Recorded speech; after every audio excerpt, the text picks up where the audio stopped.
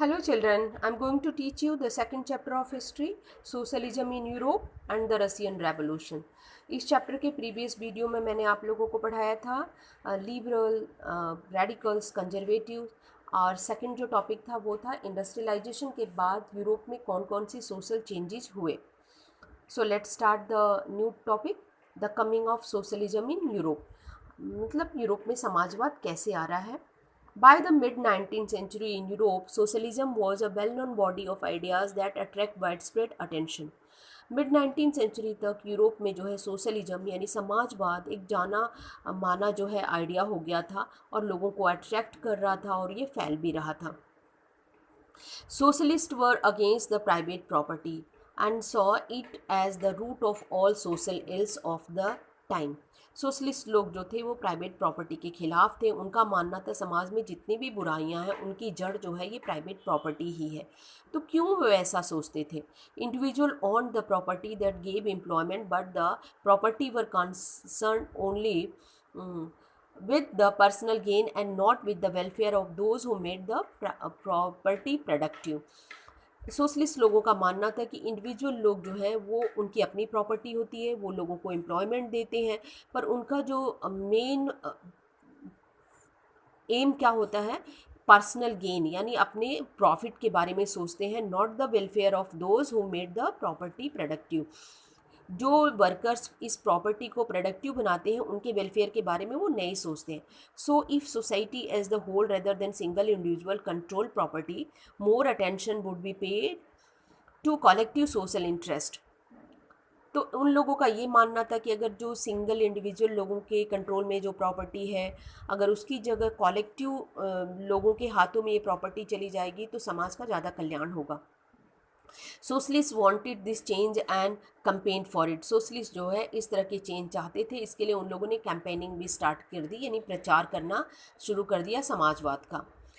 Socialist had different vision for of the future. Socialist लोगों के जो है फ्यूचर के लिए बहुत सारे विजन थे. Some believe in the idea of cooperative. कुछ जो सोशलिस्ट थे वो कोऑपरेटिव में भी बिलीव करते थे. रॉबर्ट ओवेन और लीडिंग इंग्लिश मैन्युफैक्चरर्स और to build a cooperative community called New Harmony in Indiana. Robert Owen जो थे वो इंग्लिश मैन्युफैक्चरर थे. उन्होंने बिल्ड किया एक कोऑपरेटिव, उसका नाम उन्हें दिया न्यू हार्मनी. और कहाँ बिल्ड किया था, इंडियाना, ये अमेरिका में. Other socialist felt that cooperative could not be built on a wide scale only through individual initiative. दूसरे सोशलिस्ट का सोचना था कि कोऑपरेटिव बड़ी संख्या में नहीं बनाए जा सकते अगर इंडिविजुअल लोग इसमें इनिशिएटिव नहीं लेंगे तो. दे डिमांडेड, अब इसके बाद वो लोग क्या डिमांड करने लग गए, द गवर्नमेंट इनकरेज कोऑपरेटिव. अगर इंडिविजुअल लोग इनिशिएटिव नहीं ले रहे हैं तो गवर्नमेंट को ही इनकरेज करना चाहिए कोऑपरेटिव को बनाने के लिए. In France for instance Louis Blanc wanted the government to encourage cooperative and replace capitalist enterprises. France के रहने वाले थे लुइस ब्लेन, उनकी भी यही डिमांड थी. वो भी यही चाहते थे कि गवर्नमेंट जो है कोऑपरेटिव को इनकरेज करे और रिप्लेस कर दे कैपिटलिस्ट इंटरप्राइजेस को. These cooperative were to be association of people who produce good together and divided the profit according to the work done by member. अब ये cooperative क्या होते थे, cooperative जो होते थे एसोसिएशन होते थे कुछ लोगों के जो कि सब मिल करके जो है सामान का प्रोडक्शन करते थे और जो प्रॉफिट होता था according to the work done by member, उनके हिसाब से जितना वर्क किया है उसके हिसाब से प्रॉफिट को बांट दिया जाता था. Karl Marx and Friedrich Engels added other ideas to this body of argument. Marx argued that industrial society was capitalist. Karl Marx और फ्रेडरिक एंगल जो थे उनके जो विचार जो थे दूसरे विचार थे. मार्क्स जो थे वो उनका मानना था जो इंडस्ट्रियल सोसाइटी है यही कैपिटलिस्ट है और capitalist on the capital invested in factory. और जो कैपिटलिस्ट होते हैं ये अपनी फैक्ट्री में जो इन्वेस्ट करते हैं वो अपने फ़ायदे के लिए करते हैं. Profit of capitalist was produce by workers. लेकिन जो ये प्रॉफिट होता है इसको कौन प्रोड्यूस करता है, वर्कर्स. लेकिन इसका फ़ायदा कौन उठाता है, कैपिटलिस्ट लोग. The condition of worker could not improve as long as this profit was accumulated by the private capitalist. Workers लोगों का कंडीशन कभी भी इम्प्रूव नहीं होगा जब तक ये जो प्रॉफिट है ये कैपिटलिस्ट लोग अपनी जेब में रखते जाएंगे. Workers had to overthrow capitalism and rule of the private property. अब वर्कर्स को ही आगे बढ़ना होगा और ये कैपिटलिज्म को और ये प्राइवेट प्रॉपर्टी जो रूल कर रही है इसे उखाड़ फेंकना होगा. Marx believe that to free themselves from capitalist exploitation. Marx का विश्वास था कि अपने आप को जो ये कैपिटलिस्ट शोषण है इससे अपने आप को आज़ाद करना होगा. Workers had to construct a radicalist socialist society. Workers को जो है एक रेडिकल सोशलिस्ट सोसाइटी फॉर्म करनी होगी where all property was socially controlled. जहाँ सारी की सारी जो प्रॉपर्टी है इंडिविजुअल ना होकर के सोशली समाज के लोगों का कंट्रोल होगा. This would be a communist society. वो सोसाइटी कहलाएगी communist society. He was convinced that worker would triumph in their conflict with capitalism. और उनका ये भी वो कन्विंस करते थे कि वर्कर्स जो है ज़रूर जीत हासिल करेंगे. उनका ये भी मानना था communist society was the natural society of the future. जो कम्युनिस्ट सोसाइटी है वो ही जो है फ्यूचर की नेचुरल सोसाइटी है. नेक्स्ट जो टॉपिक है वो सपोर्ट ऑफ सोशलिज्म. सोशलिज्म को कैसे सपोर्ट किया? तो फर्स्ट है socialist formed international body namely the second international. Socialist लोगों ने एक इंटरनेशनल बॉडी फॉर्म की जिसका नाम रखा second international. Workers in England and Germany began forming association to fight for better living and working condition.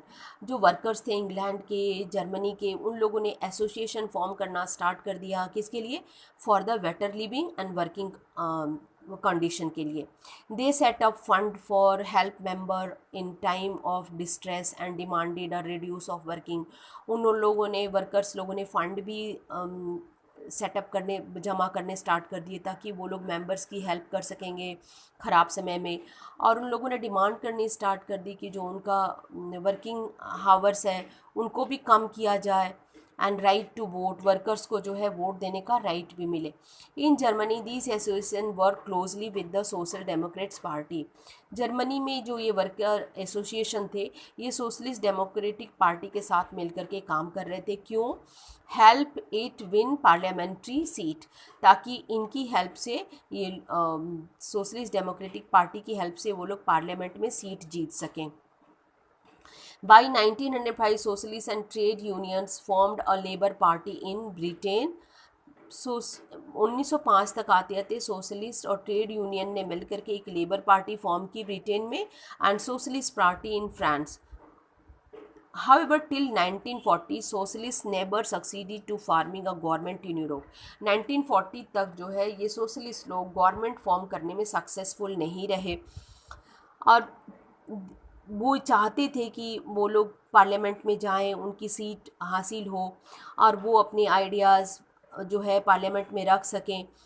Represented by the strong figure in the parliamentary politics their idea did shape legislation. वो चाहते थे कि वो जो है अपने idea से अपने लेजिस्लेशन को जो है शेप दे सकें. But government continue to be run by the conservative liberals and radicals. लेकिन 1914 तक जो अभी भी यूरोप में जो गवर्नमेंट है वो लिबरल्स, रेडिकल्स एंड कंजर्वेटिव चला रहे थे. तो स्टूडेंट कुछ क्वेश्चन हैं आप लोग नोट कर लीजिए. Who was Giuseppe Mazzini? Who was Robert Owen? Next है name two famous socialists who introduced a communist system. What social changes can be seen in society after industrialization? Describe the vision of Robert Owen and Louis Blanc. Who was Karl Marx? What was his theory of socialism? सारे answer आप लोगों को मिलेंगे student book में properly read करेंगे तो. और ये फर्स्ट वीडियो में आप लोगों को ये आंसर मिलेगा. What social changes can be seen in the society after industrialization. Thank you student.